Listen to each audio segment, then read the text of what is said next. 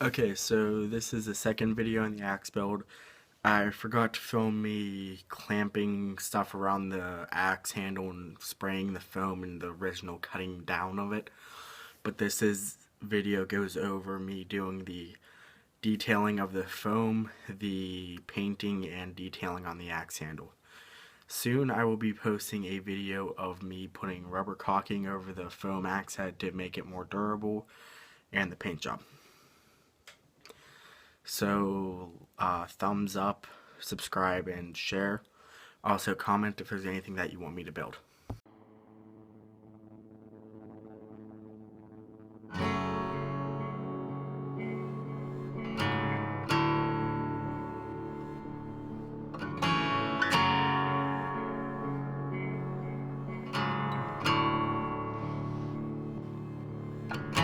Bury all your secrets in my skin.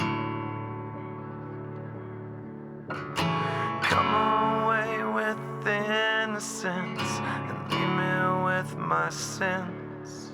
The air around me still feels like a cage. Love is just a camouflage for what resembles rage.